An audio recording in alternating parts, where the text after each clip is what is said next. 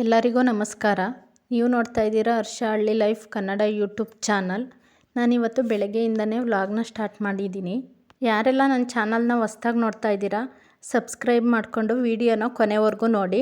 ನಾನಿವತ್ತು ತಿಂಡಿಗೆ ಗಣಕೆ ಸೊಪ್ಪಿನ ಪಲ್ಯ ಮತ್ತು ರೊಟ್ಟಿ ಮಾಡೋಣ ಅಂತ ನಮ್ಮ ತೋಟದಲ್ಲಿ ಗಣಕೆ ಸೊಪ್ಪು ಕಿತ್ಕೊ ಬಂದಿದ್ದೆ. ನೋಡಿ ಇಷ್ಟು ಸಿಕ್ಕಿತ್ತು. ಇದರಲ್ಲಿ 2 ಥರ ಇರುತ್ತೆ, ಒಂದು ಕಪ್ಪು ಗಣಕೆ ಮತ್ತು ಇನ್ನೊಂದು ಕೆಂಪು ಗಣಕೆ ಅಂತ ಗೊತ್ತಿರ್ಬೋದು ನಿಮಗೆಲ್ಲ. ಕೆಂಪು ಗಣಕೆ ಸೊಪ್ಪು ಸ್ವಲ್ಪ ಸಣ್ಣ ಇರುತ್ತೆ, ಎಲೆ ಕಾಂಡನೂ ಸಣ್ಣ ಇರುತ್ತೆ, ಮತ್ತು ಅದ್ರ ಕೆಳಗಡೆ ಎಲೆನ ಬಗ್ಸಿ ಈ ಥರ ನೋಡಿದಾಗ ನೋಡಿ ಇಲ್ಲಿ ತೋರಿಸ್ತಾ ಇದ್ದೀನಿ, ಈ ಥರ ಕಲರು ಸ್ವಲ್ಪ ಚೇಂಜ್ ಇರುತ್ತೆ, ಕಪ್ಪು ಥರ ಕಲರ್ ಇರುತ್ತೆ.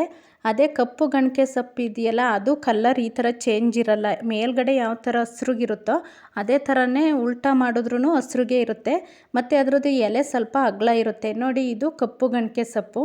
ನಾನಿಲ್ಲಿ ಇದನ್ನು ಸೋಸ್ಬಿಟ್ಟು ಚೆನ್ನಾಗಿ ತೊಳೆದ್ಬಿಟ್ಟು ಸಣ್ಣ ಹೆಚ್ಚಿಟ್ಕೊಂಡಿದ್ದೀನಿ. ಎಷ್ಟು ಸಾಧ್ಯ ಆಗುತ್ತೋ ಅಷ್ಟು ಸಣ್ಣಕ್ಕೆ ಹೆಚ್ಚಬೇಕು. ಆದರೆ ಸೊಪ್ಪು ಅಷ್ಟೇ ತೀರ ಬಲ್ತಿರೋದು ತಗೊಬಾರ್ದು, ಎಳೆ ಸೊಪ್ಪಾದರೆ ಟೇಸ್ಟು ಚೆನ್ನಾಗಿರುತ್ತೆ. ನಾನಿಲ್ಲಿ ಸೊಪ್ಪು ಮತ್ತು ಒಗ್ಗರಣೆಗೆ ಬೇಕಾಗಿರೋ ವಸ್ತುಗಳನ್ನೆಲ್ಲ ರೆಡಿ ಮಾಡಿ ಇಟ್ಕೊಂಡಿದ್ದೀನಿ. ನೋಡಿ ಏನೇನು ಬೇಕು ಅಂತ ತೋರಿಸ್ತೀನಿ. ಒಗ್ಗರಣೆಗೆ ಅರ್ಧ ಚಮಚ ಸಾಸಿವೆ, 1 ಚಿಟಿಕೆ ಅರಿಶಿಣ, 1 ಚಮಚ ಉದ್ದಿನಬೇಳೆ, 1 ಚಮಚ ಕಡಲೆಬೇಳೆ, ಅರ್ಧ ಚಮಚ ಜೀರಿಗೆ. ನೋಡಿ ಇದಿಷ್ಟು ಒಂದು ಪ್ಲೇಟಲ್ಲಿ ಎತ್ತಿಟ್ಕೊಂಡಿದ್ದೀನಿ. ಇದಾದಮೇಲೆ ನಾನಿಲ್ಲಿ ಮತ್ತೆ ಒಗ್ಗರಣೆಗೆ ಒಂದು ಪ್ಲೇಟಲ್ಲಿ ಒಂದು 4-5 ಎಷ್ಟು ಬೆಳ್ಳುಳ್ಳಿನ ಸಿಪ್ಪೆ ತೆಗೆದು ಚಿಕ್ಕದಾಗಿ ಹೆಚ್ಚಿಟ್ಕೊಂಡಿದ್ದೀನಿ.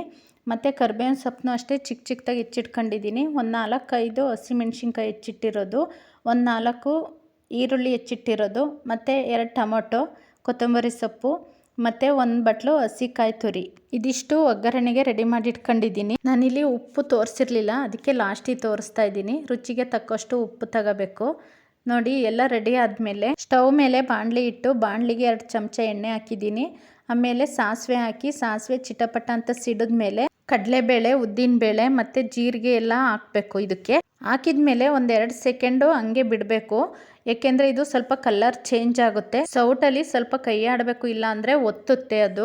ಕೆಲವರು ಒಗ್ಗರಣೆಗೆ ಉದ್ದಿನಬೇಳೆನ ಹಾಕಲ್ಲ, ಉದ್ದಿನಬೇಳೆ ಹಾಕೋದ್ರಿಂದ ಟೇಸ್ಟು ಚೆನ್ನಾಗಿರುತ್ತೆ. ನೋಡಿ ಈಗ ಕಲರ್ ಚೇಂಜ್ ಆಯಿತು. ಇದಕ್ಕೆ ನಾನು ಹೆಚ್ಚಿಟ್ಕೊಂಡಿರೋ ಕರಿಬೇವಿನ ಸೊಪ್ಪು, ಬೆಳ್ಳುಳ್ಳಿ ಮತ್ತು ಮೆಣಸಿನ್ಕಾಯಿ, ಈರುಳ್ಳಿನ ಎಲ್ಲ ಒಂದೊಂದಾಗಿ ಹಾಕ್ತಾಯಿದ್ದೀನಿ.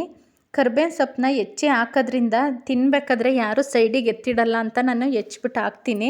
ಹಂಗೆ ಹಾಕಿದ್ರೆ ನನ್ನ ಮಕ್ಕಳೆಲ್ಲ ಎತ್ತಿಡ್ತಾರೆ, ತಿನ್ನಲ್ಲ. ಈ ಥರ ಹೆಚ್ಚಿಬಿಟ್ಟು ಹಾಕೋದ್ರಿಂದ ಅದು ಸೊಪ್ಪಿನ ಜೊತೆನೇ ತಿನ್ಕೋತಾರೆ, ಎತ್ತಿಡಲ್ಲ ಸೈಡಿಗೆ.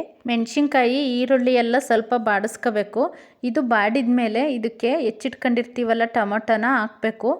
ನೋಡಿ ನಾನಿಲ್ಲಿ ಟೊಮೊಟೊನ ಹಾಕ್ತಾಯಿದ್ದೀನಿ. ಟೊಮೊಟೊನ ಹಾಕಿದ ತಕ್ಷಣವೇ ಈ ಥರ ಜಾಸ್ತಿ ಎಲ್ಲ ಮಿಕ್ಸಾಗಿ ಕೈ ಆಡಬಾರ್ದು.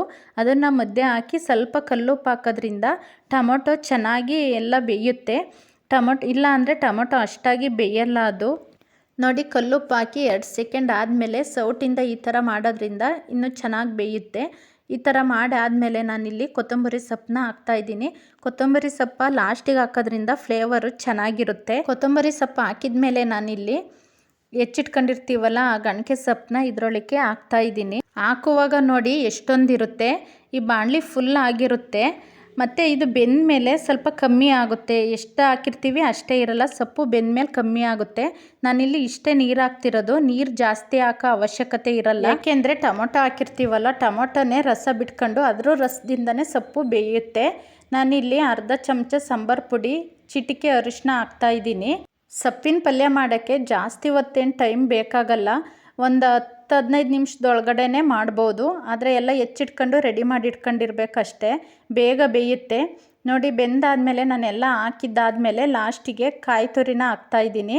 ಕಾಯಿ ತುರಿ ಹಾಕಿದ್ಮೇಲೆ ಈ ಥರ ಕೈ ಆಡಿಬಿಟ್ಟು ಒಂದು ಪ್ಲೇಟ್ ಮುಚ್ಚಿ ಸ್ವಲ್ಪ ಹೊತ್ತು ಬಿಡಬೇಕು. ಇದನ್ನು ಸಣ್ಣ ಊರಿನಲ್ಲೇ ಬೇಯಿಸಬೇಕು. ನೋಡಿ ನೀರು ಆಗಲೇ ಎಷ್ಟೊಂದು ಬಿಟ್ಕೊಂಡಿದೆ ಅಂತ ಕಾಣಿಸ್ತಾ ಇದೆ ಅಂತ ಅನ್ಕೊತೀನಿ. ಈ ನೀರೆಲ್ಲ ಸಿಯೋವರೆಗೂ ಸಣ್ಣ ಊರಿಲೇ 2-3 ಸಲ ಈ ಥರ ಕೈ ಆಡಿಬಿಟ್ಟು ಪ್ಲೇಟ್ನ ಮುಚ್ಚಿ ಇಡಬೇಕು. ನೋಡಿ ಇನ್ನೂ ಇಷ್ಟೊಂದು ನೀರಿದೆ. ಸಣ್ಣ ಊರಿನಲ್ಲಿ ಈ ಥರ ಬೇಯಿಸೋದ್ರಿಂದ ನೀರೆಲ್ಲ ಬೇಗನೆ ಸಿಯುತ್ತೆ ಮತ್ತು ಟೇಸ್ಟು ಚೆನ್ನಾಗಿರುತ್ತೆ. ಇದಕ್ಕೆ ಇನ್ನೂ ಹೆಸ್ರು ಕಾಳನ್ನ ನೆನೆಸ್ಬಿಟ್ಟು ಹಾಕ್ತಾರೆ. ಹೆಸ್ರು ಕಾಳು ಹಾಕೋದ್ರಿಂದನೂ ಪಲ್ಯ ಚೆನ್ನಾಗಿರುತ್ತೆ. ಸೊಪ್ಪಿನ ಪಲ್ಯ ಆರೋಗ್ಯಕ್ಕೆ ತುಂಬ ಒಳ್ಳೆಯದು. ನಾನು ವಾರಕ್ಕೆ 2-3 ದಿನ ಅಂತೂ ಸೊಪ್ಪಿನ ಪಲ್ಯ ಮಾಡ್ತಾನೆ ಇರ್ತೀನಿ. ಇದು ರೊಟ್ಟಿಗೆ ಮತ್ತು ಚಪಾತಿಗೆ ತುಂಬ ಚೆನ್ನಾಗಿರುತ್ತೆ. ನೋಡಿ ಇವಾಗ ನೀರೆಲ್ಲ ಸೀದಿದೆ, ನೋಡಿ ಕಾಣಿಸ್ತಾ ಇರ್ಬೋದು, ಒಂದು ಸ್ವಲ್ಪನೂ ತಳ ಹಿಡ್ದಿಲ್ಲ. ನಾವು ಪದೇ ಪದೇ ಕೈ ಆಡೋದ್ರಿಂದ ತಳ ಹಿಡಿಯಲ್ಲ. ರೊಟ್ಟಿಗೆ ಚಪಾತಿಗೆ ಅಂತ ಅಲ್ಲ, ದೋಸೆಗೂ ಚೆನ್ನಾಗಿರುತ್ತೆ. ಮತ್ತು ಇದು ಕೆಲವರು ಹಸಿರು ಮೆಣಸಿನ್ಕಾಯಿ ಹಾಕೋದ್ರಿಂದ ಗ್ಯಾಸ್ಟ್ರಿಕ್ಕು ಅಂತ ಅಂದ್ಕೊಂಡು ತಿನ್ನಲ್ಲ. ಇದಕ್ಕೆ ಖಾರ ಪುಡಿನೂ ಹಾಕೋದ್ರಿಂದನೂ ಟೇಸ್ಟ್ ಚೆನ್ನಾಗಿರುತ್ತೆ. ಈ ಥರ ಸೊಪ್ಪಿನ ಪಲ್ಯನ ಒಂದೇ ಥರ ಸೊಪ್ಪು ಅಂತ ಏನಿಲ್ಲ, ಯಾವ ಥರ ಸೊಪ್ಪಾದರೂ ಹಾಕ್ಬಿಟ್ಟು ಮಾಡ್ಬೋದು. ಅದರಲ್ಲೂ ಮಿಕ್ಸ್ ಸೊಪ್ಪು ಹಾಕ್ಬಿಟ್ಟು ಮಾಡೋದ್ರಿಂದ ಈ ಸೊಪ್ಪಿನ ಪಲ್ಯ ತುಂಬ ಟೇಸ್ಟ್ ಇರುತ್ತೆ. ಮತ್ತು ಹೆಸ್ರು ಕಾಳು, ಹಸಿ ಬಟಾಣಿ ಮತ್ತು ಹಸಿ ಅವರೆಕಾಳು ಬರುತ್ತಲ್ಲ, ಆ ಸೀಸನ್ನಲ್ಲಿ ಹಸಿ ಅವರೆಕಾಳು ಮತ್ತು ಹಸಿ ತೊಗರಿಕಾಳು ಎಲ್ಲ ಹಾಕ್ಬೋದು. ಇದು ಟೇಸ್ಟ್ ಅವಾಗ ಇನ್ನೂ ಚೆನ್ನಾಗಿರುತ್ತೆ.